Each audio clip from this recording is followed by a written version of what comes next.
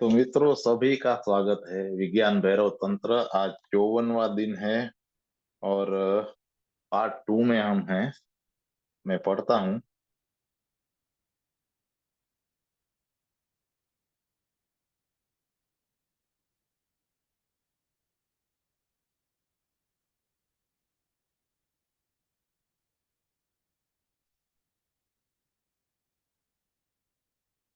यही कारण था कि इतिहास के सबसे बड़े ध्यानी गौतम बुद्ध इस बात पर जोर देते थे कि दर्शन शास्त्र जरूरी नहीं है, आदर्शवाद जरूरी नहीं है, जीवन की बंधी हुई धारणा जरूरी नहीं है, ईश्वर है या नहीं यह बात व्यर्थ है, अप्रासंगिक है, मोक्ष है या नहीं यह बात भी अर्थहीन है, आत्मा अमर है या नहीं यह सब बातें व्यर्थ है।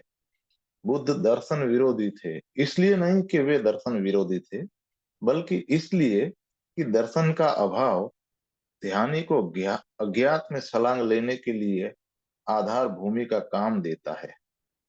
दर्शन शास्त्र का अर्थ है कि अज्ञात को जाने बिना ही उसके संबंध में कुछ मानना। यह एक पूर्व धारणा है, परिकल्पना है।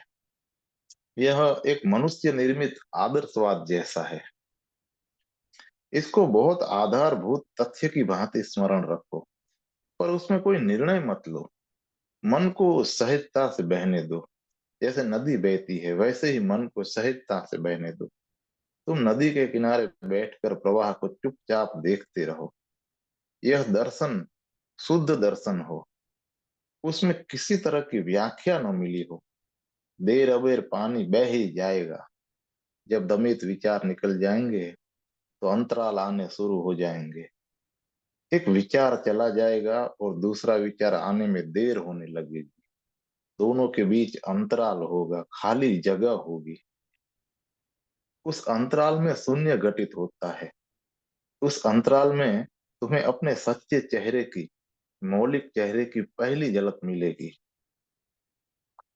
जब विचार ही नहीं है तो समाज नहीं है। जब विचार नहीं है तो दूसरा भी नहीं है। और जब समाज भी नहीं रहा, दूसरा भी नहीं रहा, तब तुम्हें चेहरे की कोई जरूरत न रही। निर्विचार होना चेहरे के बिना होना है। उस अंतराल में जब एक विचार जा चुका होता है और दूसरा अभी नहीं आया है, तुम पहली बार जानोगे कि तुम्हारा मौलिक चेहरा क्या है, जो जन्म के पूर्व था, जो मृत्यु के बाद होगा। इस जीवन के सभी चेहरे झूठे हैं। और एक बार तुमने जान लिया कि तुम्हारा चेहरा क्या है, एक बार तुमने उस आंतरिक स्वभाव को अनुभव कर लिया जिसे बौद्ध बुद्ध स्वभाव कहते हैं। एक बार यदि तुमने उस स्वभाव को जान लिया तो उसकी एक झलक से भी तुम दूसरे व्यक्ति हो जाओगे। क्योंकि अब तुम निरंतर जानते हो कि सच क्या है और झूठ क्या है। तब तुम्हें कसौटी मिल जाएगी। तब तुम तुलना कर सकते हो। तब तुम्हें पूछना नहीं पड़ेगा कि क्या सच है और क्या झूठ। प्रश्न ही तब उठता है जब तुम नहीं जानते हो कि सत्य क्या है, और जो भी तुम जानते हो वह सब झूठ है। ध्यान से ही तुम जान सकोगे कि झूठा चेहरा क्या है और सच्चा चेहरा, प्रामाणिक चेहरा क्या है। यह सही है कि मन स्वचालित है और जो भी तुमने किया है वह यांत्रिक हो गया है। इस यांत्रिकता को तोड़ना एक कठिन काम है। इस संबंध में पहली बात यह समझनी है कि यह यांत्रिकता जीवन की जरूरत है। तुम्हारे शरीर की अपनी एक यांत्रिक और आंतरिक संरचना है। कोलिन विल्सन ने उसे आंतरिक रोबोट कहा है। तुम्हारे भीतर एक रोबोट है, एक यंत्र मानव है। जब तुम किसी चीज में प्रशिक्षण प्राप्त करते हो तो वह प्रशिक्षण उस रोबोट के हवाले कर दिया जाता है। तुम उसे स्मृति कह सकते हो, तुम उसे मन कह सकते हो, कुछ भी कह सकते हो, लेकिन रोबोट एक अच्छा शब्द है क्योंकि वह बिल्कुल यांत्रिक है, वह स्वचालित है, वह अपने ही ढंग से काम करता है। तुम कार चलाना सीख रहे हो, जब सीख रहे हो तुम्हें सजग और सावधान रहना होगा, खतरा है। तुम्हें कार चलाना नहीं आता है और कुछ भी हो सकता है। इसलिए तुम्हें सदा सजग रहना होगा। यही कारण है कि सीखना एक दुखदाई कार्य है। आदमी को निरंतर होश संभाले रखना पड़ता है। लेकिन फिर जब तुम कार चलाना सीख जाते हो तो यह काम मन के रोबोट को सुपुर्द कर दिया जाता है। अब तुम कार चलाते हुए सिगरेट पी सकते हो, गीत गुनगुना सकते हो, रेडियो सुन सकते हो, किसी मित्र से बातचीत कर सकते हो, यहाँ तक कि अपनी प्रेमिका को प्रेम भी कर सकते हो। तुम कुछ भी करते रह सकते हो और तुम्हारा रोबोट कार चलाता रहेगा। अब तुम्हारी जरूरत न रही। तुम भार से मुक्त हो गए। रोबोट सब कुछ करेगा। अब तुम्हें यह भी स्मरण रखने की जरूरत नहीं है कि कहाँ मुड़ना है। रोबोट यह भी जानता है कि कहाँ मुड़ना है, कहाँ रुकना है, कहाँ नहीं रुकना है, क्या करना है, क्या नहीं करना है। अब तुम्हारी जरूरत नहीं रही। तुम काम से मुक्त हो गए। रोबोट सब कुछ कर रहा है। हाँ, जब कुछ आकस्मिक घटित होगा, कोई दुर्घटना या ऐसा कुछ होगा जिसे रोबोट नहीं संभाल पाएगा, जिसके लिए वह प्रशिक्षित नहीं है, तभी तुम्हारी जरूरत होगी। तब अचानक तुम्हारे शरीर में एक झटका लगेगा, रोबोट हट जाएगा और तुम उसकी जगह ले लोगे। जब कोई दुर्घटना होने को होगी, तो तुम अपने भीतर एक झटका अनुभव करोगे और रोबोट तुरंत हट के तुम्हें तुम्हारी जगह दे देगा।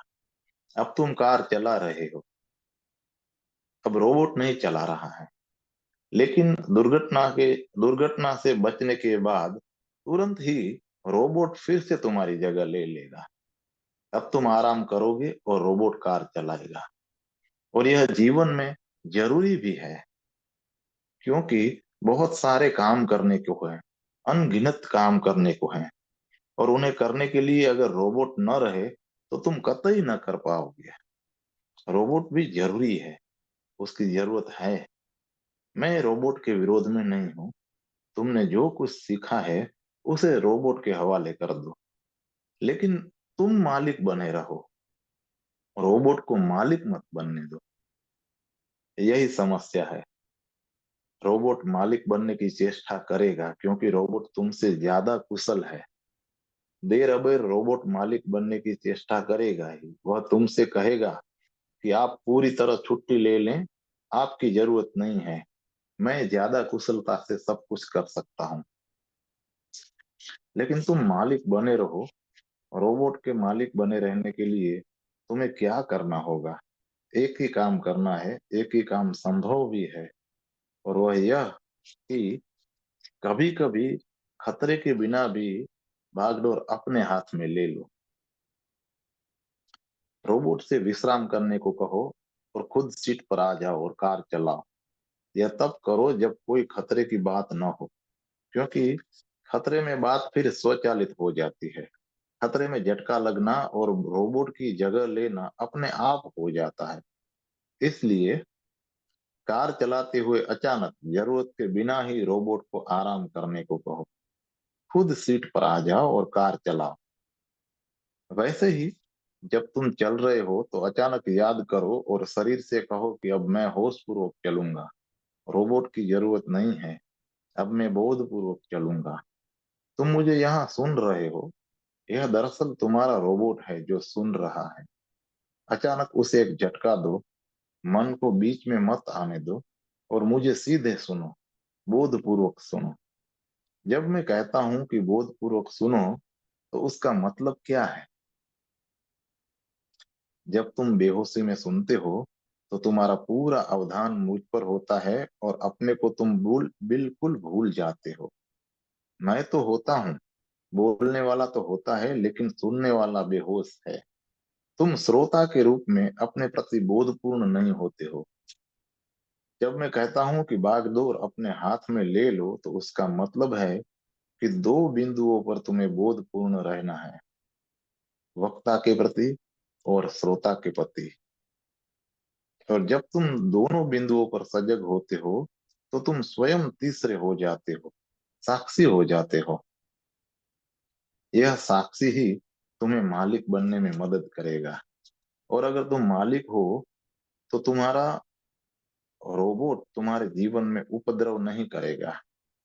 अभी वह तुम्हारे जीवन में उपद्रव कर रहा है। इस रोबोट के कारण ही तुम्हारा समग्र जीवन उपद्रव बन गया है। यह रोबोट सहयोगी है, कुशल है, इसलिए वह तुमसे सब कुछ लिए ले रहा है, वे चीजें भी जो उसे नहीं दी जानी चाहिए। तुम प्रेम में पड़ गए हो, किसी से तुम्हारा प्रेम हो गया है। आराम में यह बहुत सुंदर लगता है, क्योंकि अभी वह रोबोट को सुपुर्द नहीं किया गया है। अभी तुम सीख रहे हो, तुम जीवंत हो, सावचेत हो। अभी प्रेम में सौंदर्य है, लेकिन देर अबे रोबोट उसे अपने हाथ में ले लेगा। तुम पति या पत्नी हो जाओगे और तुम सब भार रोबोट पर छोड़ दोगे। फिर तुम अपनी पत्नी से कहोगी कि मैं तुमसे प्रेम करता हूँ, लेकिन यह तुम नहीं कह रहे होगे, यह रोबोट कह रहा होगा। तब वह ग्रामोफोन के रिकॉर्ड जैसा होगा, वह बार बार दोहराया जाता रहेगा, और तुम्हारी पत्नी को भी उसे समझने में कठिनाई नहीं होगी, क्योंकि जब रोबोट कहता है कि मैं प्रेम करता हूँ, तो उसका कोई मतलब नहीं होता। और जब तुम्हारी पत्नी कहेगी कि मैं तुम्हें प्रेम करती हूँ, तो तुम भी जानोगे कि उसका कोई मतलब नहीं है। ग्रामोफोन से निकला हुआ कोई वाक्य सिर्फ शोर ही पैदा करता है, उसका कोई अर्थ नहीं होता है। फिर तुम सब कुछ करना चाहोगे, लेकिन दरअसल तुम नहीं करते हो। तब प्रेम एक बोझ बन जाता है और आदमी प्रेम से भी बचना चाहता है। तब तुम्हारे सभी भाव, सभी संबंध रोबोट के द्वारा संचालित होते हैं। यही कारण है कि कभी कभी कोई काम तुम नहीं करना चाहते हो, लेकिन तुम्हारा रोबोट उसे करने पे जोर देता है, क्योंकि वह उसमें प्रशिक्षित है। और उसमें तुम सदा हारते हो और रोबोट सदा जीतता है। तुम कहते हो कि मैं अब क्रोध नहीं करूंगा, लेकिन तुम्हारा यह कहना अर्थहीन है। रोबोट को क्रोध करने का प्रशिक्षण प्राप्त है, और यह प्रशिक्षण लंबा और गहरा है। इसलिए तुम्हारे मन का एक वाक्य कि मैं अब क्रोध नहीं करूंगा कोई असर नहीं रखता है। रोबोट को इसका लंबा प्रशिक्षण मिला हुआ है। फिर जब कोई तुम्हें अपमानित करेगा, तो तुम्हारा क्रोध नहीं करने का निर्णय काम नहीं आएगा। रोबोट तुरंत भार संभाल लेगा और प्रशिक्षण के अनुसार क्रोध कर गुजरेगा। और फिर आखिर में जब रोबोट क्रोध कर चुकेगा, तो तुम पश्चाताप करोगे। लेकिन बड़ी कठिनाई यह है कि यह पश्चाताप भी रोबोट ही कर रहा है। तुमने यह सदा किया है, क्रोध करने के बाद तुमने सदा पश्चाताप किया है। रोबोट ने यह तरकीब भी सीख ली है, वह पश्चाताप भी करेगा, लेकिन पश्चाताप के बाद तुम फिर क्रोध करोगे। इसी कारण से तुम कभी कभी सोचते हो कि मैंने अपने बावजूद यह किया या यह कहा। अपने बावजूद करने का क्या अर्थ होता है? उसका अर्थ है कि तुम्हारे भीतर एक दूसरे तुम भी हो, जो तुम्हारे बावजूद कुछ भी कर सकता है। वह दूसरे तुम कौन हो? वह वही रोबोट है। तो अब क्या करना है? यह व्रत मत लो कि मैं फिर क्रोध नहीं करूंगा। यह व्रत टूटने ही वाला है। वह तुम्हें कहीं नहीं ले जा सकता है। उसके बजाय बेहतर होगा कि जो कुछ भी करो, होश पूर्वक करो। किसी साधारण से मामले में रोबोट के हाथ से बागडोर अपने हाथ में ले लो। उदाहरण के लिए, जब खाना खाओ तो होश पूर्वक खाओ, उसे यंत्रवत मत करो, जैसे हर रोज करते आए हो। जब सिगरेट पियो तो सजग होकर पियो। अपने हाथ को बेहोशी में जेब से पैकेट या पैकेट से सिगरेट मत निकालने दो। सचेतन रहो, सजग रहो, और बड़ा फर्क हो जाएगा। मैं अपना हाथ यांत्रिक ढंग से उठा सकता हूँ, या मैं वही हाथ बोझ से भरकर भी उठा सकता हूँ। प्रयोग करो और तुम्हें फर्क मालूम पड़ जाएगा। जब तुम जागरूक हो, तो तुम्हारे हाथ बहुत धीरे धीरे, बहुत आहिस्ता उठेगा, और तुम महसूस करोगे कि हाथ बोझ से भरा है, हाथ में बोझ प्रवाहित है। और जब हाथ बोझ से भरा होगा तो मन निर्विचार होगा, क्योंकि तुम्हारा समस्त बोध हाथ में होगा और विचार करने के लिए ऊर्जा नहीं बचेगी। जब तुम यांत्रिक ढंग से हाथ हाथ उठाते हो तो तुम्हारा मन विचार करता रहता है और हाथ गति करता रहता है। उस हाथ को रोबोट चला रहा है। अब तुम स्वयं उसे चलाओ। दिन में कभी कभी कुछ भी करते समय इस प्रयोग को करो। रोबोट के हाथ से काम अपने हाथ में ले लो। जल्दी ही तुम रोबोट के मालिक बन जाओगे। लेकिन कठिन स्थितियों में यह प्रयोग मत करो, क्योंकि तब वह आत्मघात हो जाएगा। हम सदा कठिन स्थितियों में प्रयोग करते हैं और इसी कारण सदा ही हार हाथ में आती है। तो आसान स्थितियों से शुरू करो। अगर तुम कुशल नहीं भी हो तो भी इन स्थितियों में हानि नहीं होने वाली है। लेकिन हम हमेशा कठिन स्थितियों में प्रयोग करते हैं। उदाहरण के लिए, कोई आदमी सोचता है कि मैं क्रोध नहीं करूंगा। अब क्रोध बहुत कठिन स्थिति है और रोबोट उसे तुम्हारे हाथ में नहीं छोड़ेगा। और यह अच्छा है कि रोबोट ही उसे करे, क्योंकि वह तुमसे ज्यादा जानता है, वह ज्यादा कुशल भी है। तुम काम वासना के संबंध में कोई निर्णय लेते हो, कुछ करने या कुछ नहीं करने का फैसला करते हो, लेकिन तुम उस निर्णय को क्रियान्वित नहीं कर सकते। लेकिन रोबोट उसे कर लेगा। यहाँ स्थिति बहुत जटिल है और उसे अधिक कुशलता से संभालने की जरूरत है। और अभी तुम्हारी क्षमता उतनी नहीं है। जब तक तुम पूरी तरह सजग नहीं हो जाते, किसी भी जटिल स्थिति को रोबोट के बिना संभाल रोबोट के बिना संभाल सको, तब तक रोबोट उस स्थिति को तुम्हारे हाथ में भी नहीं देगा। और यह आवश्यक है। यह डिफेंस डिफेंस मेजर है। अगर ऐसा नहीं होता, अगर तुम कठिन स्थितियों में भी रोबोट से चीजें ले सकते होते, तो तुम्हारा जीवन और भी बड़ी दुर्गति में पड़ जाता। तो प्रयोग करो। टहलने जैसी आसान चीजों से शुरू करो। तुम रोबोट से कह सकते हो कि मैं कहीं नहीं जा रहा हूँ, बस टहल रहा हूँ और इसमें कोई हानि नहीं होने वाली है।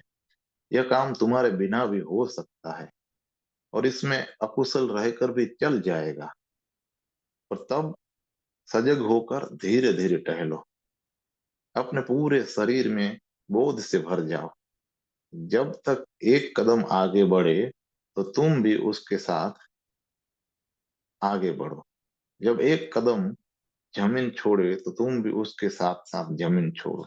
जब दूसरा कदम जमीन को स्पर्श करे तो तुम भी जमीन को स्पर्श करो। पूरी तरह होश में रहो।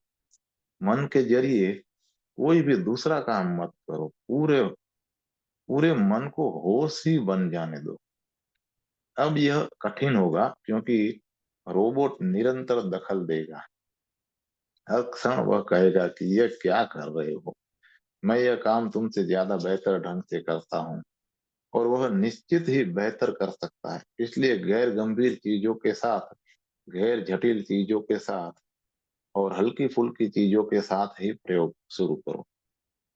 बुद्ध ने अपने शिष्यों से कहा है कि बोध से चलो, बोध से भोजन करो और बोध से सो जाओ। अगर तुम इन आसान चीजों को कर सके तो तुम कठिन चीजों में भी बोध पूर्वक प्रवेश करना जान जाओगे। तभी कठिन चीजों से साथ प्रयोग करना शुरू करना। लेकिन हम सदा कठिन चीजों के साथ प्रयोग करते हैं और तब हमें पराजय ही हाथ लगती है।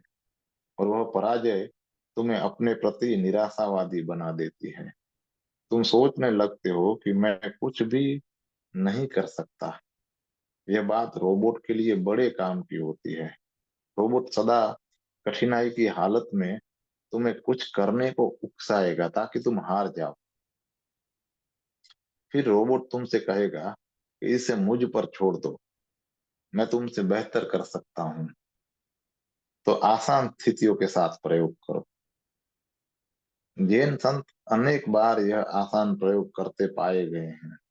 जैन संत बासो से किसी ने पूछा कि आपका ध्यान क्या है, आपकी साधना क्या है।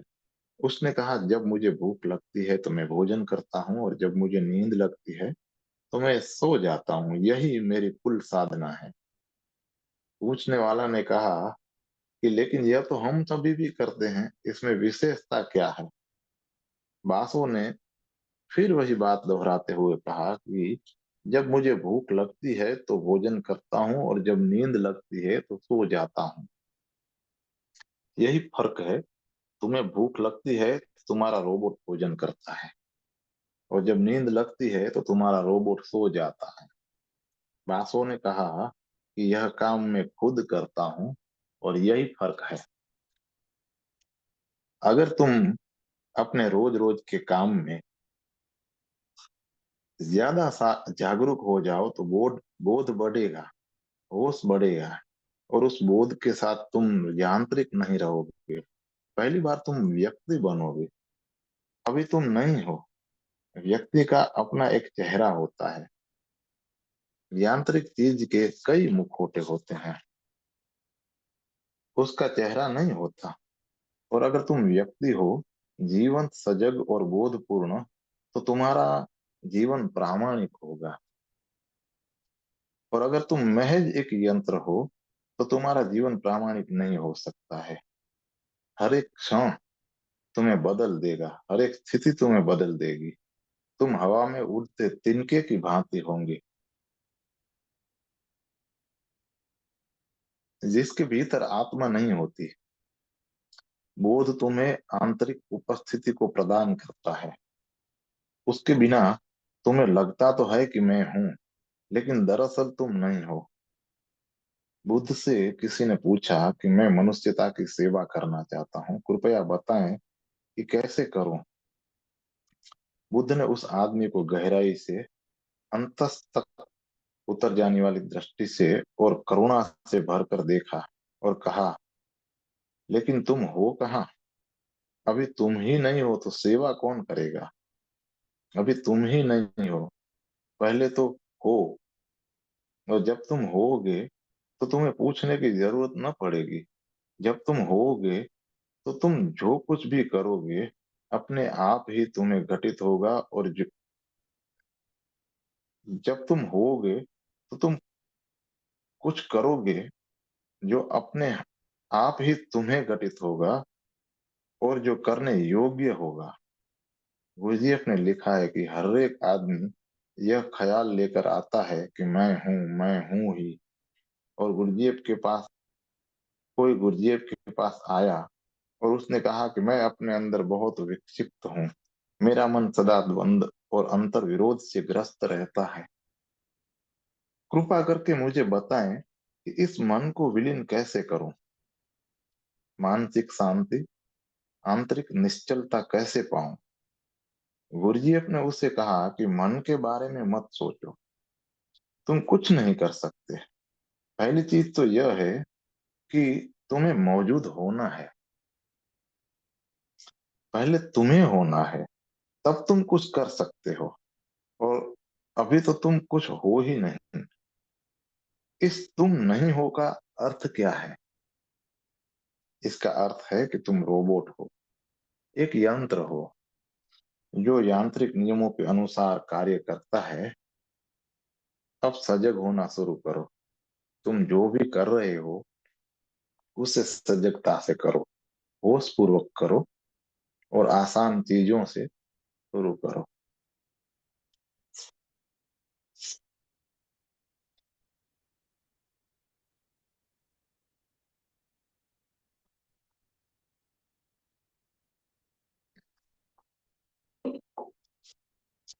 दूसरा प्रश्न है,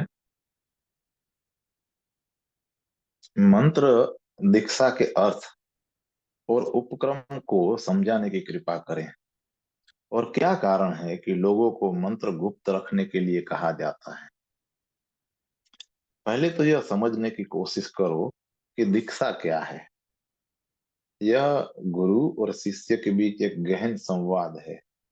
यह गुरु से शिष्य को ऊर्जा का एक गहन हस्तांतरण है। ऊर्जा सदा ऊपर से नीचे की ओर बहती है, जैसे पानी नीचे की तरफ बहता है, वैसे ही ऊर्जा भी नीचे की तरफ बहती है। अब गुरु वह है जिसने पा लिया है, जिसने जाना है, जो हो गया है। वह ऊर्जा का उच्चतम शिखर है, शुद्धतम ऊर्जा का गौरी शंकर है। यह ऊर्जा नीचे खड़े उस व्यक्ति की तरफ बह सकती है जो ग्राहक है, जो झुका हुआ है, जो समर्पित है। उस ऊर्जा पाने के लिए यह समर्पण का भाव, यह ग्राहकता, यह विनम्रता जरूरी है। अन्यथा तुम अगर खुद शिखर हो, घाटी नहीं हो, तो यह ऊर्जा तुम्हारी तरफ नहीं बहेगी। तुम भी शिखर हो, दूसरे ही ढंग के शिखर। तुम अहंकार के शिखर हो, ऊर्जा के नहीं, आनंद के नहीं, चेतना के नहीं। तुम अहंकार की सघनता हो, मैंपन की सघनता। तुम शिखर हो, और इस शिखर के रहते दीक्षा संभव नहीं है। अहंकार ही बाधा है, क्योंकि अहंकार तुम्हें बंद कर देता है और तुम समर्पण नहीं कर सकते। शिष्य होने के लिए, दीक्षित होने के लिए समग्र समर्पण की जरूरत है। और समर्पण आधा अधूरा नहीं होता है। समर्पण का अर्थ ही है समग्र समर्पण। तुम यह नहीं कह सकते कि मैं आंशिक समर्पण करता हूँ।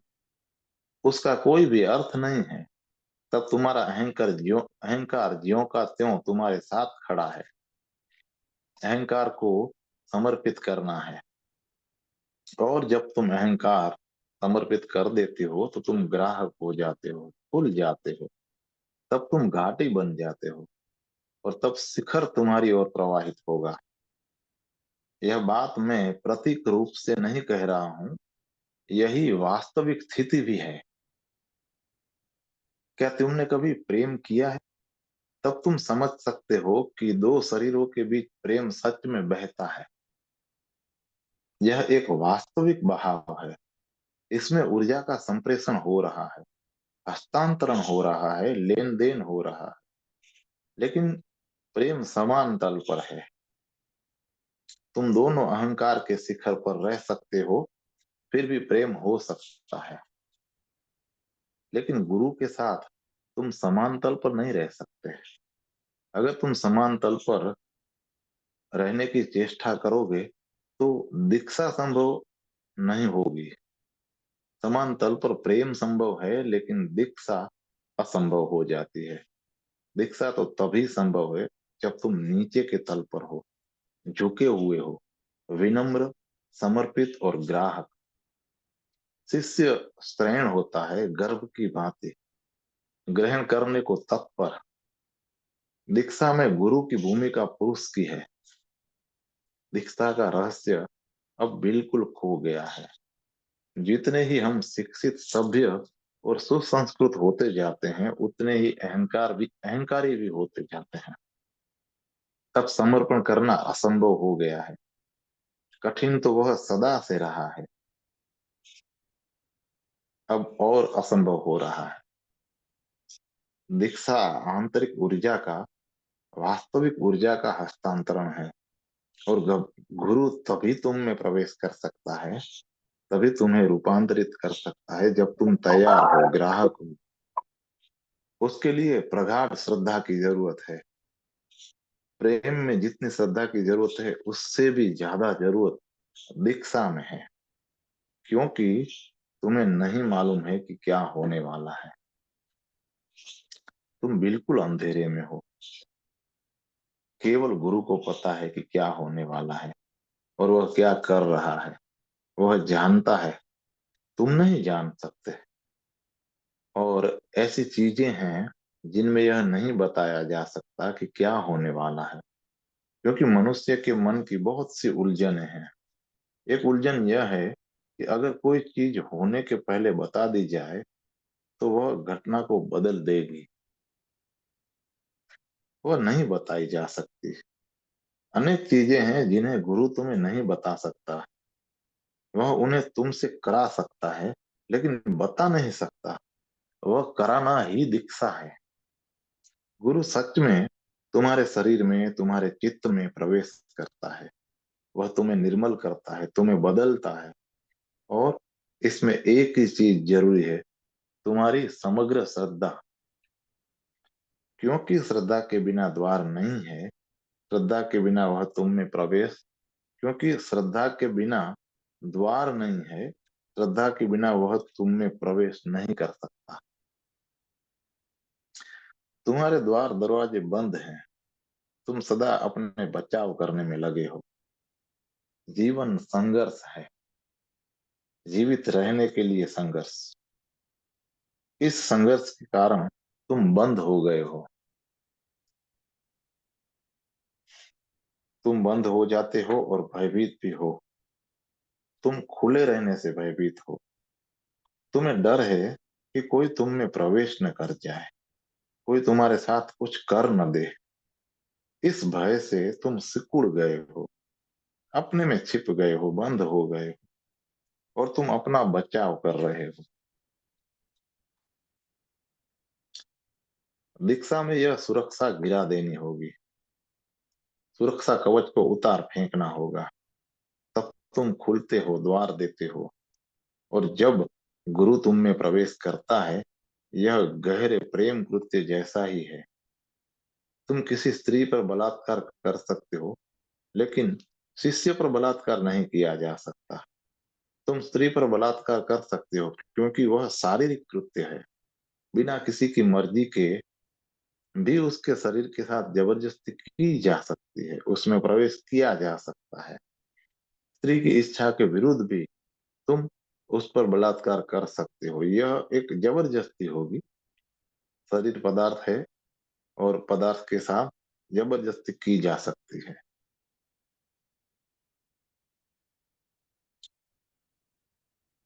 गहन प्रेम जैसा ही दीक्षा में होता है।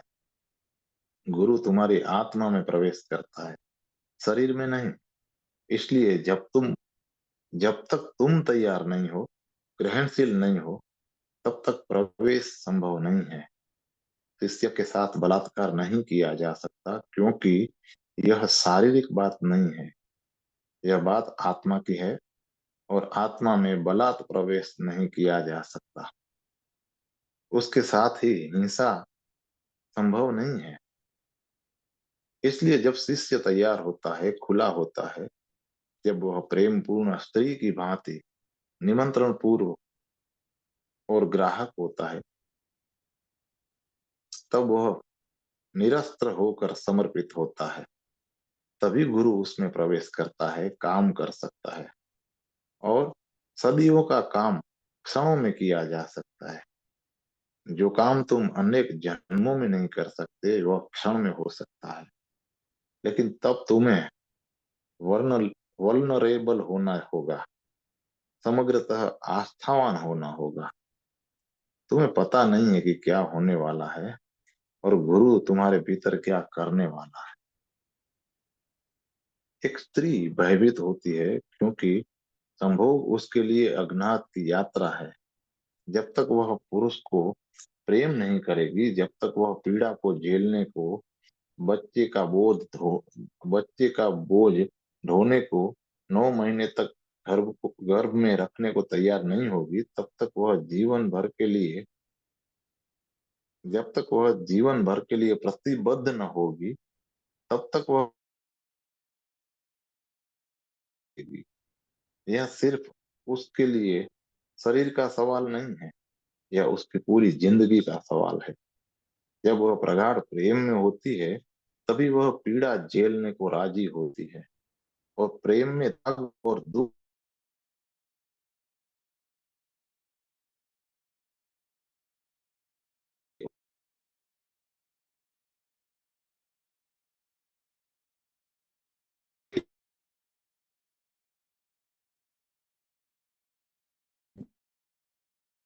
उसका पुनर्जन्म होने वाला है।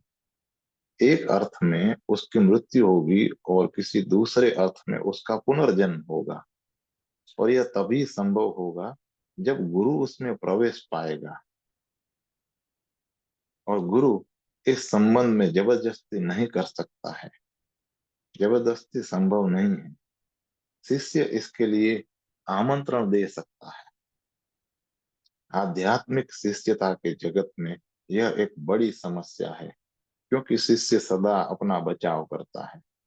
अपने चारों ओर कवच पर कवच निर्मित किए जाता है। वह गुरु के साथ भी वैसे ही व्यवहार करता है जैसे वह संसार में दूसरों के साथ करता है। एक ही सुरक्षा यंत्र काम करता रहता है, और तब उसमें व्यर्थ समय नष्ट होता है, ऊर्जा नष्ट होती है, और वह बात टल जाती है जो अभी घटित हो सकती थी। लेकिन यह स्वाभाविक है, और कभी कभी तो महान गुरुओं के संग रहकर भी शिष्य चूक गए हैं। आनंद बुद्ध का प्रधान शिष्य था और उनके बहुत निकट था, लेकिन वह बुद्ध के जीते भी बुद्धत्व को नहीं उपलब्ध हो सका। बुद्ध आनंद के साथ 40 वर्ष रहे, लेकिन आनंद ज्ञान को उपलब्ध नहीं हुआ। आनंद के बाद आने वाले अनेक लोग बुद्धत्व को उपलब्ध हो गए, और फिर तो यह समस्या बन गई। और आनंद बुद्ध के सर्वाधिक करीब था। वह निरंतर 40 वर्षों तक बुद्ध के साथ ही सोया था, बुद्ध के साथ ही चला था। वह बुद्ध की छाया की भांति था।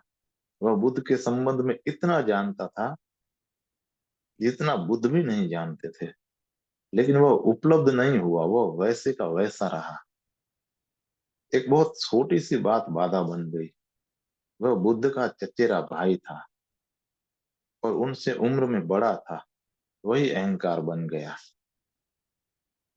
बुद्ध की मृत्यु हुई। बुद्ध के वचनों का संग्रह करने के निमित्त महासंघ की बैठक हुई। बुद्ध ने जो कुछ कहा था उसे लिपिबद्ध करना था। जो लोग बुद्ध के साथ रहे थे वे थोड़े ही दिनों में नहीं रहेंगे, इसलिए सब कुछ को रिकॉर्ड कर लेना था, लिख लेना था। लेकिन महासंघ में आनंद को प्रवेश नहीं मिला।